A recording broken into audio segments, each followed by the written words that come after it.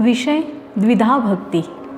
चित्त में सत्वगुण उत्पन्न होने पर ज्ञान का बिजली के समान उदय तो हो जाता है, परंतु वह स्थिर तभी रहता है जब चित्त शुद्ध हो जाता है। किंतु अंतःकरण भगवान श्री कृष्ण चंद्र के चरण कमलों की भक्ति के बिना कभी शुद्ध नहीं हो सकता। जैसे वस्त्र को खार युक्त जल से शुद्ध किया जाता है, उसी प्रकार चित्त को भक्ति से निर्मल किया जा सकता है।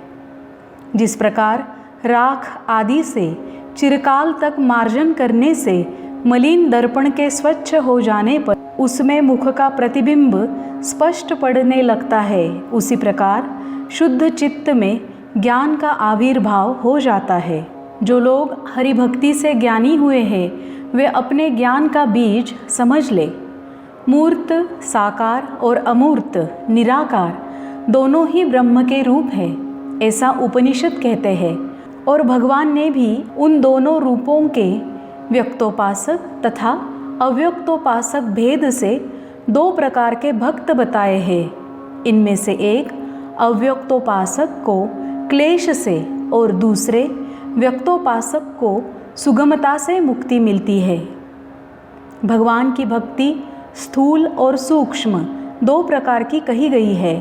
उनमें पहले स्थूल भक्ति होती है और फिर उसी में से सूक्ष्म भक्ति का उदय होता है।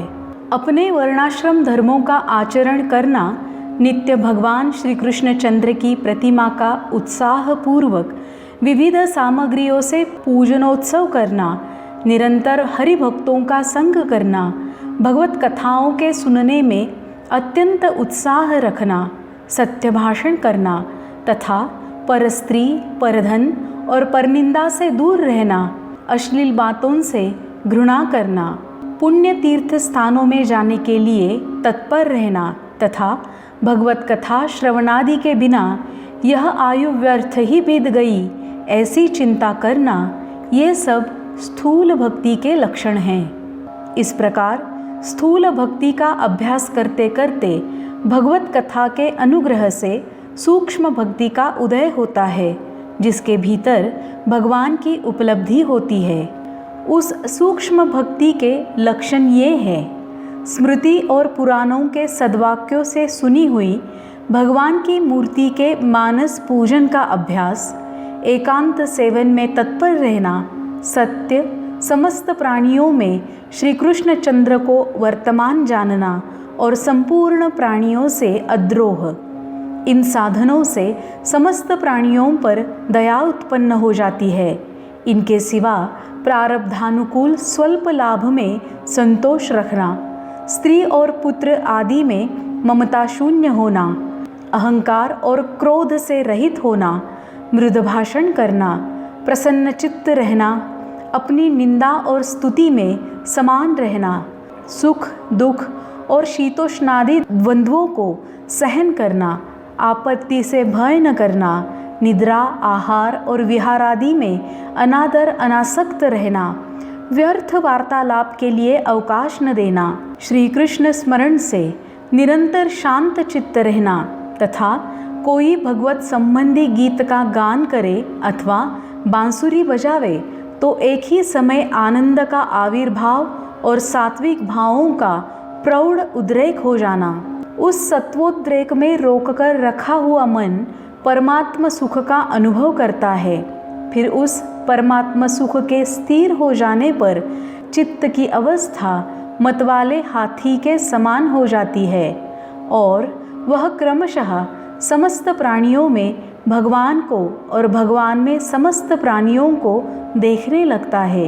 यदि ऐसी अवस्था हो जाए तो वह तत्काल भगवत भक्तों में श्रेष्ठ हो जाता है।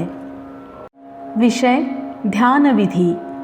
श्री यमुना जी के तट पर स्थित वृंदावन के किसी महामनोहर उद्यान में जो कल्प वृक्ष के नीचे पृथ्वी पर पांव रखे बैठे हैं, जो मेघ के समान श्यामवर्ण हैं, अपने तेज से इस निखिल ब्रह्मांड को प्रकाशित कर रहे हैं, सुंदर पीतांबर धारण किए हुए हैं, समस्त शरीर में कर्पूर मिश्रित चंदन का लेप लगाए हुए हैं, जिनके कर्ण पर्यंत विशाल नेत्र हैं, कान कुंडल के जोड़े से सुशोभित है, मुख कमल मंद मंद मुस्का रहा है तथा वक्ष स्थल में कौस्तुभ मणियुक्त सुंदर हार है, और जो अपनी कांति से कंकण और अंगूठी आदि सुंदर आभूषणों की भी शोभा बढ़ा रहे हैं, जिनके गले में वनमाला लटक रही है, और अपने तेज से जिन्होंने कलिकाल को परास्त कर दिया है, तथा जिनका गुंजावली विभूषित मस्तक गूंजते हुए भ्रमर समूह से सुशोभित है।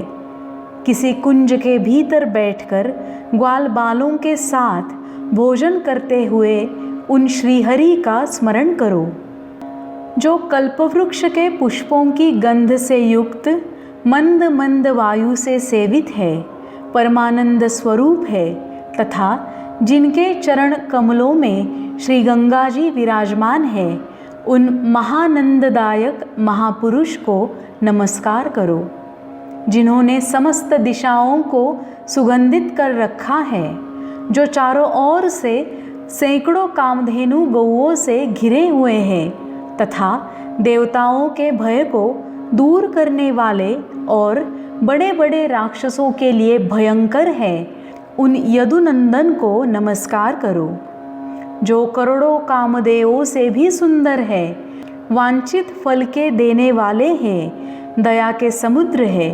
उन श्री कृष्ण चंद्र को छोड़कर ये नेत्र युगल और किस विषय को देखने के लिए उत्सुक होते हैं। अहो, खेद की बात है कि अत्यंत पवित्र, अति सुंदर, रसमयी और मनोहारिणी हरि कथा को छोड़कर ये कर्णयुगल अन्य ग्राम्य वार्ताओं के सुनने में श्रद्धा प्रकट करते हैं। इंद्रियों का यह परम दुर्भाग्य ही है कि नित्य विद्यमान श्री कृष्ण रूप विषय के रहते हुए भी वे अन्य क्षणिक और पापमय विषयों में आसक्त हो जाती है। विषय सगुण निर्गुण की एकता। श्रुतियों और महापुराणों ने जो सगुण और निर्गुण की एकता गूढ़भाव से कही है, उसी को मैं स्पष्ट करके बतलाता हूँ। जो ज्ञान स्वरूप सच्चिदानंद प्रकृति से परे परमात्मा सब भूतों में अंतर्यामी रूप से स्थित है, यह यदुकुलभूषण श्री कृष्ण वही तो है। यदि कहो कि यह श्री कृष्ण तो सगुण है, दृश्य शरीरधारी है, एकदेशी है तथा साधारण पुरुषों के समान रागद्वेष युक्त है, यह परमात्मा कैसे हो सकता है? तो इस विषय में यह विचारना करनी चाहिए कि इन चर्म चक्षुओं से तो अन्य सब दृश्य पदार्थ ही जाने जा सकते हैं, इनसे भगवान दिखाई नहीं दे सकते, वे तो ज्ञान दृष्टि के ही विषय है। भगवान ने अपना विश्वरूप दिखलाते समय अर्जुन को दिव्य दृष्टि दी थी, इससे उन नररूप हरि की अदृश्यता सिद्ध ही है, क्योंकि चर्म चक्षुओं से न देख सकने के कारण ही तो उन्होंने अर्जुन को दिव्य दृष्टि दी थी। जिस प्रकार गोलाकार सूर्यमंडल साक्षात एक देश में ही दिखाई देता है, किंतु वह संपूर्ण जगत को प्रकाशित करता है और सबको एक साथ ही सब जगह दिखता भी है, उसी प्रकार यदुनाथ श्री कृष्ण चंद्र यद्यपि साकार है और एकदेशी से दिखाई देते हैं, तथापि वे सर्वव्यापी सर्वात्मा और सच्चिदानंद स्वरूप ही है। देखो, एक ही भगवान ने एक साथ अनेक गोपियों के साथ रमण किया तथा विदेहजनक और श्रुतदेव ब्राह्मण दोनों के घरों में एक ही साथ आतिथ्य ग्रहण किया।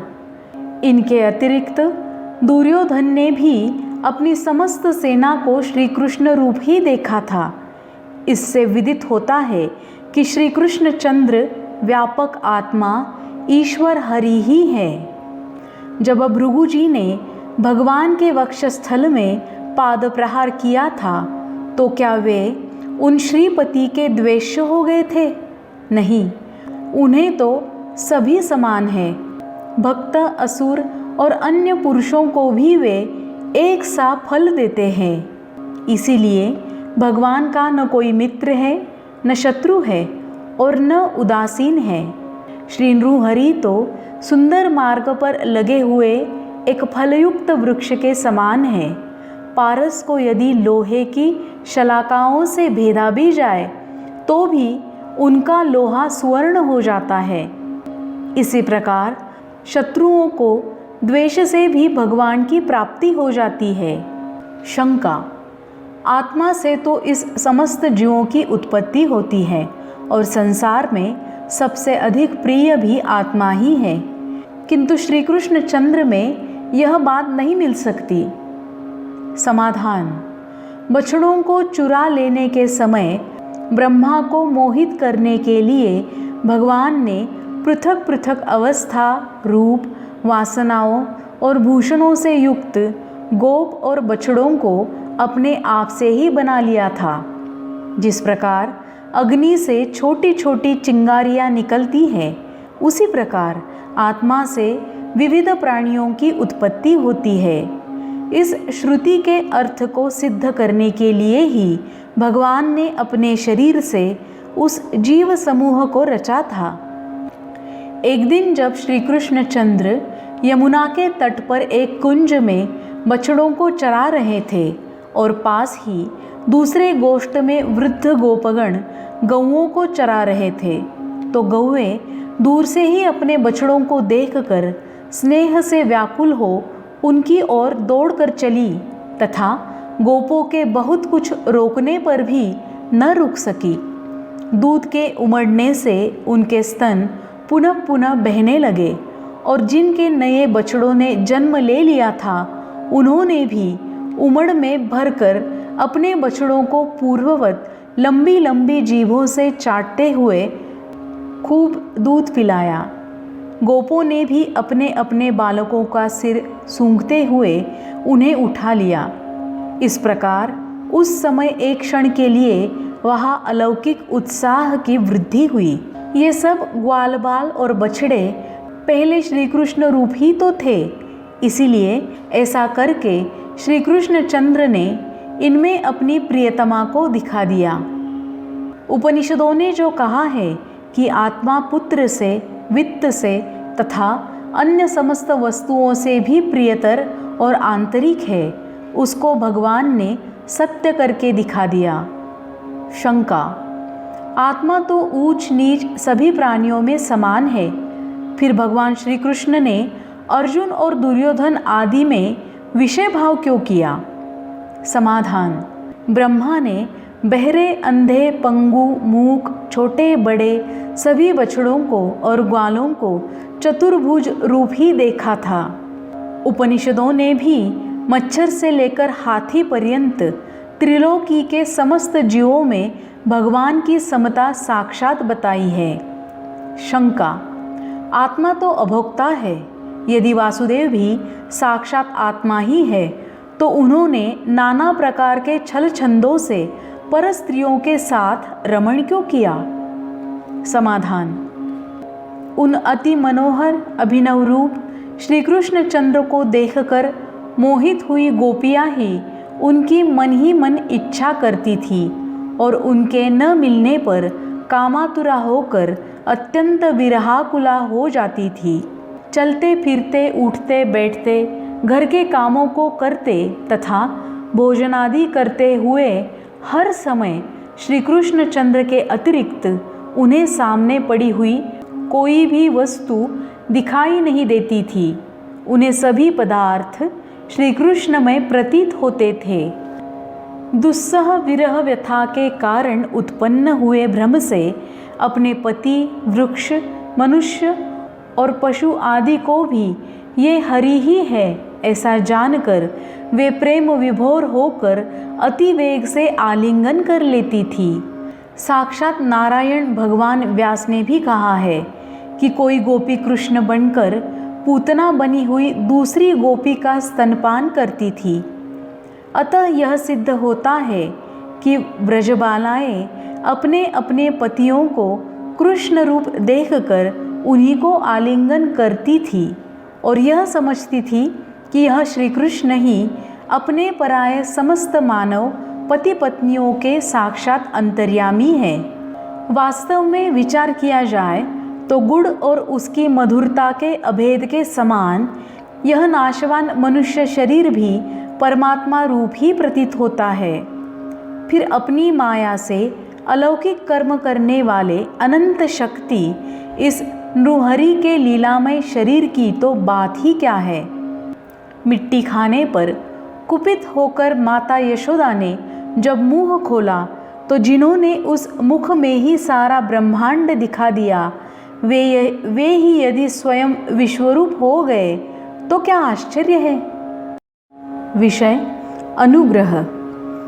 देखो, पूतना स्तनों में विषम विष लगाकर उन्हें पिलाने के लिए घर में आई थी, किंतु उस बड़भागिनी का शरीर श्री कृष्ण को अर्पण हो गया। शकटासुर बड़ा अपराधी था तथा भगवान कृष्ण ने उसे अपने निकट बुला लिया, अर्थात उसे मारकर अपना धाम दिया। और बाल्यावस्था में ही उन्होंने तृणावर्त असुर को गला घोंटकर मार डाला। चिरकाल से दुखे यमलार्जुन वृक्षों को उखले में बंधे बंधे ही अपने घर के आंगन में रेंगते हुए श्री कृष्ण ने उखाड़ कर अपने लोक को भेज दिया। उन श्री कृष्ण चंद्र ने ही देवताओं से नित्य द्वेष करने वाले केशी का वध किया और उन्हीं की कृपा से बेचारे तुच्छ काकासुर और बकासुर भी शोक रहित लोकों को गए। बड़े भारी अजगर रूप अघासुर को, जो गौओं, गोपों और गोपियों को अपने पेट में डालकर अति पीड़ा पहुंचा रहा था, मारकर भगवान ने अनघ निष्पाप कर दिया। जो अपने तेज के कारण अति असह्य था, वन में लगे हुए उस दावानल को पीकर उसके कारण दग्ध और मुग्ध हुए समस्त गोपों की कृपा सागर भगवान ने रक्षा की। वज्र, बिजली और वर्षा से व्याकुल गोकुल की रक्षा करने के लिए श्री कृष्ण चंद्र ने बिना किसी की सहायता के ही एक हाथ पर गोवर्धन पर्वत को उठा लिया। वस्त्रों के लोभ से भागते हुए धोबी को पत्थरों से मारकर भगवान ने उसके अपराध को भूलकर उसे वैकुंठ वास दिया। तीन ओर से टेढ़े शरीर वाली और अति लंबे लंबे होंठों वाली कुब्जा को, जिसके शरीर और वाणी प्रेमवश कंपायमान हो रहे थे, केवल माला और चंदन से ही संतुष्ट होकर सुंदरी सुमुखी बना दिया। बड़ा ऊंचा और मदोन्मत्त कुवलयापीड़ हाथी भगवान हरि के चरण की ठोकर से मारा जाकर इस प्रकार गिरा जैसे दीपक के सामने पतंग गिरता है। युद्ध के मीशक से ही रणभूमि में श्री रमानाथ का अंग संग पाकर मुष्टिक और चाणूर नाम के पहलवान तुरंत मोक्ष पद को प्राप्त हो गए। अपने देहकृत अपराधों से ही वैकुंठ प्राप्ति की उत्कंठा वाले कंस को यदुकुल भूषण कृष्णचंद्र ने नष्ट कर दिया। हरि के दर्शन का सुयोग मिल जाने से अति महान युद्ध तीर्थ में डूब जाने वाले उस चेदिराज शिशुपाल को भगवान ने तुरंत सायुज्य मुक्ति दे दी। मत्स्यादि अवतारों में भगवान ने जिन जिन अनेकों देवद्रोहियों को मारा, उन सभी को अपना ही रूप दे दिया। मोक्ष की तो बात ही क्या है। यदुनंदन ने जिन जिन का वध किया, उनको तो फिर पुनर्जन्म की प्राप्ति हुई नहीं। अतः समस्त अवतारों के प्रवर्तक अंतर्यामी श्री कृष्ण चंद्र ही है, जिन्होंने ब्रह्मा जी को अनेक ब्रह्मांड में जुदे जुदे अति अद्भुत ब्रह्मा, वत्सों के सहित समस्त गोपों तथा भिन्न भिन्न ब्रह्मांडों के समस्त विष्णु दिखाए, और जिनके चरणोदक को श्री शंकर अपने सिर पर धारण करते हैं, वे श्री कृष्ण त्रिमूर्ति ब्रह्मा विष्णु महेश से भिन्न कोई अविकारिणी सच्चिदानंदमयी नीलिमा है। त्रिपुरारी शिव और कमलासन ब्रह्मा, जिनकी कृपा के पात्र है, परम पावन श्री गंगा जी, जिनके चरण नख का धोवन है तथा त्रिलोकी का राज्य जिनका दान है, वे सर्वव्यापक और हम सब के आदि कारण तथा कुलदेव श्री यदुनाथ सदा विजयी हो रहे हैं। हे कृष्ण नामी मातेश्वरी, मोहरूपी मूल नक्षत्र में उत्पन्न हुए मुझ पुत्र को भरण पोषण के लिए माया के हाथों में सौंप कर तू बहुत दिनों से मेरी ओर से उदासीन हो गई है। अरे एकमात्र करुणामयी माँ, तू एक बार भी मेरा मुख नहीं देखती। हे सर्वज्ञे, क्या तू उस मोहरूपी मूल की शांति करने में समर्थ नहीं है? आप हमारे पिता तो उदासीन, निष्क्रिय, सदा निर्गुण और असंग ठहरे। अब हमारे जीवन की और क्या गति होगी? अच्छा, यदि आप हमसे अकारण ही स्नेह नहीं कर सकते तो अपने निर्मल निवास स्थान रूप इस अंतःकरण में तो बसो। आप लोकाधीश स्वामी के रहते हुए आपके आश्रितों को संसारजन्य क्लेश क्यों उठाना पड़ता है? क्या सूर्यमंडल के उदय होने पर भी कमल कभी मुरझा जाते हैं? यदि कहो कि संसार में मनुष्यों को अपने पूर्वकृत कर्मों का फल अवश्य भोगना पड़ता है, तो मनुष्यों के मांस से पुष्ट हुए उन मेरे जाने हुए दैत्यराजों ने अवश्य आपके बल को जीत लिया था। नित्यानंद रूपी अमृत के समुद्र से निकला हुआ, नित्यानंद रूपी अमृत के समुद्र से निकला हुआ और सज्जनों की उत्कंठारूप प्रबल वायु से उड़ाकर लाया हुआ सत्स्वरूप नील मेघ तेरे पास ही अद्भुत विज्ञानामृत की अपनी वचन रूपी धाराओं में वर्षा कर रहा है। अरे चित्त रूपी पपी है, यदि तुझे उसे पीने की इच्छा नहीं होती तो तुझे व्यर्थ ही किसी ने पकड़ रखा है, या तू सो गया है? अरे चित्त, चंचलता को छोड़कर अपने सामने तराजू के दोनों पलड़ों को रख। उनमें से एक में समस्त विषयों को और दूसरे में भगवान श्रीपति को रख। उन दोनों में से किसके अधिक शांति और हित है, इसका विचार कर और युक्ति तथा अनुभव से जिसमें परमानंद की प्रतीति हो उसी का सेवन कर। पुत्र, पौत्र, स्त्रियां, अन्य युवतियां, विभव तथा अन्य प्रकार के धन और भोज्य आदि पदार्थों में तारतम्य होने से इनमें कभी उत्कंठा की शांति नहीं होती, किंतु अनंत और अति गंभीर आनंदामृत सिंधु श्री यदुनायक के चित्त में उदय होकर स्वच्छंद विहार करने पर ऐसा नहीं होता, क्योंकि उस समय चित्त स्वच्छंद एवं निर्भय हो जाता है।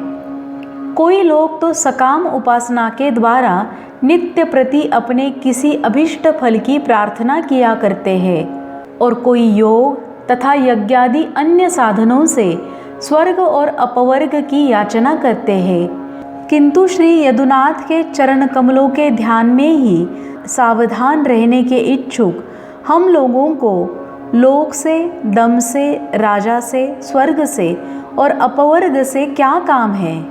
भगवान श्रीपति अपने आश्रित मात्र पुरुष को अपनी ओर इस प्रकार खींच लेते हैं जैसे सामने आए हुए जड़ लोहे को चुंबक खींच लेता है। भगवान कृपा करते समय यह नहीं देखते कि जाति, रूप, संपत्ति और अवस्था के विचार से अमुक पुरुष तो उत्तम है और अमुक अधम। यह अंतर्यामी परमात्मा रूप महामेघ पुरुष के आंतरिक भाव का ही भोगता है। वर्षा के समय मेघ यह कब विचारता है, यह तो खदीर खैर है और यह चंपा है। यद्यपि भगवान सर्वत्र समान है, तथापि वे नृहरि मनुष्य रूप हरि भी है, तथा ये भक्तजन उनकी दयामयी दृष्टि से नित्य परमानंद में मग्न रहते हैं। जिनका कोई अन्य आश्रय नहीं है, ऐसे कछुए के बच्चे जिस प्रकार दूध आदि आहार के बिना ही केवल माता की स्नेह दृष्टि से ही पलते हैं, उसी प्रकार अनन्य भक्त भी भगवान की दया दृष्टि के सहारे ही जीवन निर्वाह करते हैं। यद्यपि आकाश शून्य रूप है, तथापि चातक और चकोर नामक पक्षियों की दृढ़ भावना से मेघ और चंद्रमा के रूप में वह उनकी आशाओं को पूर्ण कर देता है। इसी प्रकार वाणी और मन के अगोचर होकर भी श्रीहरि अपने शरणागत पुरुषों की कामनाओं को अकारण ही कृपापूर्वक सत्यानंद रूपी प्रचुर अमृत से पूर्ण कर देते हैं। इति श्री आद्य शंकराचार्य विरचित प्रबोध सुधाकर समाप्त।